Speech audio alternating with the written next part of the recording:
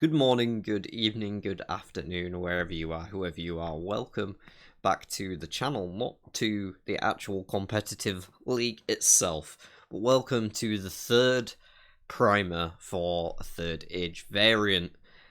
It only seems like yesterday that we're in Trolloc Wars, but alas, it's time to say goodbye to the Trolloc Wars because this Lord of Chaos month is all truly about the chaos. And in the feast, the Festival of Birds that we are in, we'll be closing the quarter out with a variant called This Place, This Day. And I'm here today to tell you all about it, so let's get on down to the table so I can illustrate my points. Here's a big old block of text that I'm not expecting anyone to read in this video, but it's there in the game if you want to read the full rules. It's mainly just like clarifications and things like that, you know, putting it in actual game terms rather than me just telling you how to play in this video. But yeah, I'm just going to be telling you how to play in this video, so you don't need to read that if you're watching this, which you are because you're hearing me speak. I should probably script these, but let's be honest. So this is This Place, This Day.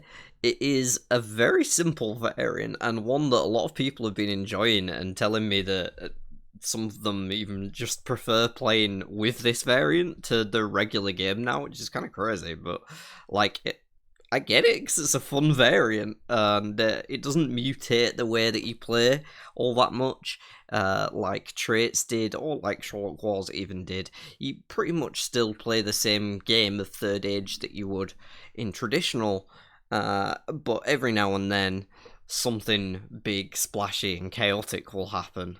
And that's pretty much the gist of it. But going on with the actual explanation rather than just an overview, basically the variant consists of this deck, which has currently 50 places in it. It may go up before the final release, who knows. And each place in this deck, as you can see, the aqueduct here, has a corresponding location. If you are stood at that location with your character, you can spend a turn to visit the location. So I start my turn in Malden as I go in here, and the aqueduct is on top of the deck. I can choose to visit it.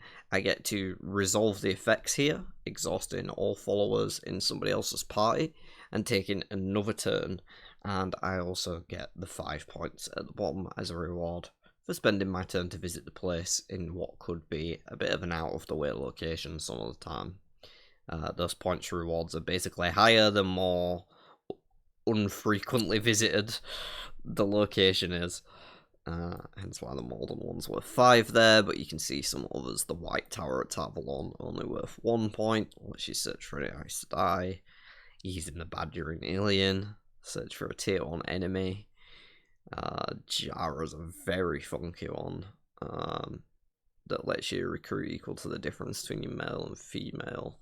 There's all sorts of effects in here, you know, basically add 1 to the Forsaken count for the game. There's so many different things that do like just really crazy stuff.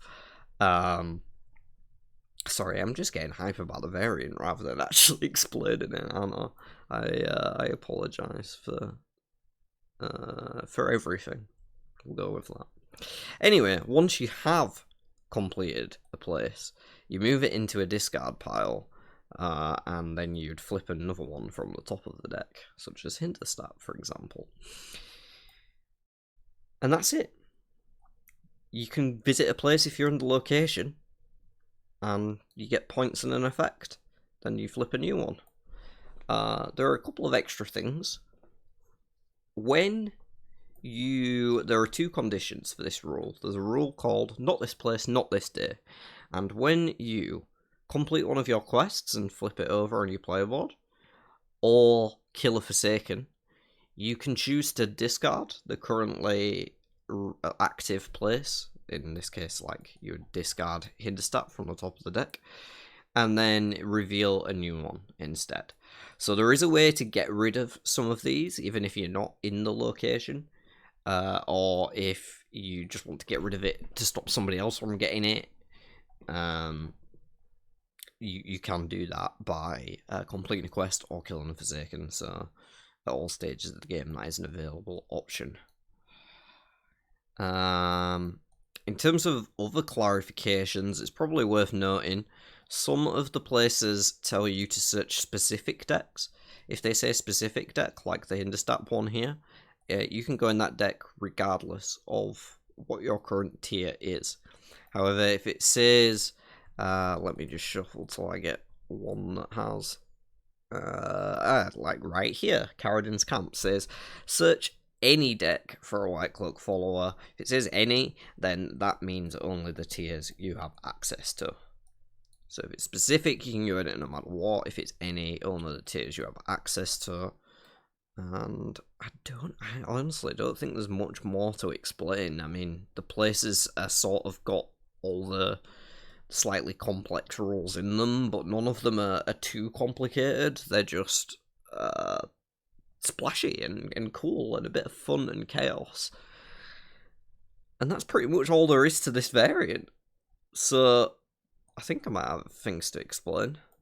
Let me just check this. Yeah. That's it, folks. This is probably the shortest one of these. It's 6.5 minutes, and I spent half of it just waffling about nothing. So, this place, this day. Get ready to play it any day you want now, because it's in the game, and it's going to be next month in the competitive league.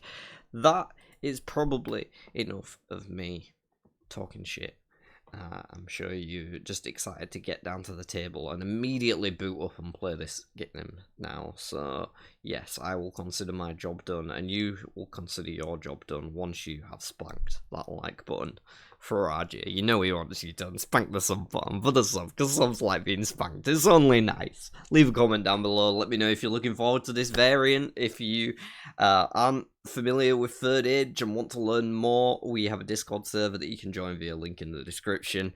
It's a fan-made Wheel of Time board game by myself, and it's got a pretty big following online now. We have an awesome community who are always playing games on casuals and competitive games and just talking about Wheel of Time. So if you want to come and join us, please do go into the description and go to that Discord link. But that will be all from me until we actually have the first game of this place this day to close out the Festival of Birds.